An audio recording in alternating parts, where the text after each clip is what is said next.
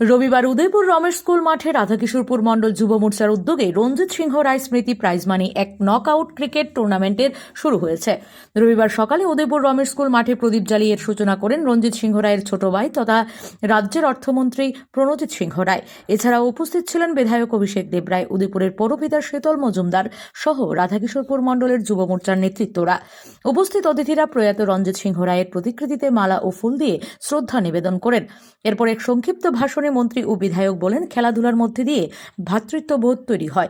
খেলাধুলার সাথে যুক্ত থাকলে শরীর ভালো রাখে। প্রয়াত রঞ্জিত সিংহ রায় এক প্রকৃত অর্থে একজন জনদরদী ছিলেন। ওনার দরজা সবসময় মানুষের জন্য খোলা থাকতো, আর উনি মানুষের জন্যই কাজ করতেন।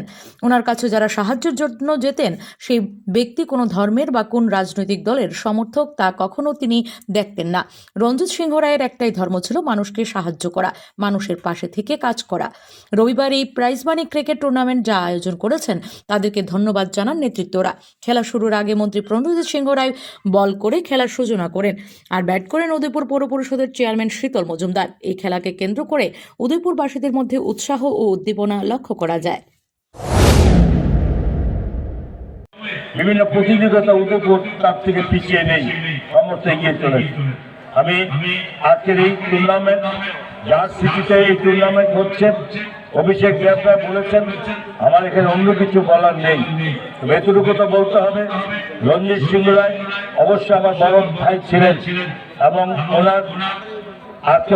আজকে এই স্মৃতিতে যে যুব মোর্চার উদ্যোগে আজকে এমন একটি কার্যক্রম না হয়েছে, আমি ব্যক্তিগত পক্ষ থেকে আমি যুব মোর্চা ইয়াসিপুর মণ্ডল যুব মোর্চার প্রত্যেকটি কর্মীকে, প্রত্যেকটি কার্যকর্তাকে আমার অন্তর থেকে আবার ধন্যবাদ জানাচ্ছি যে এরকম একটা আয়োজন করে যেখানে একটা সমাবেশ তৈরি করেছেন এবং আগামী দিনে যাতে এটা টিকে থাকে এবং এটা যাতে চালু থাকে এবং তার জন্য আমি আবেদন করছি। এবং তার সঙ্গে যারা এই টুর্নামেন্টকে পরিচালনা করার জন্য যে সমস্ত সংস্থা বা যারা এর সঙ্গে যুক্ত হয়ে তারা সুযোগ বা সহযোগিতা করেছেন, আমিও তার ব্যক্তিগত পক্ষ থেকে তাদেরকে আমার অনেক অনেক ধন্যবাদ আমি জ্ঞাপন করছি। শুধু এইটা নয়। Bureau report, S Bharat live 24 hours.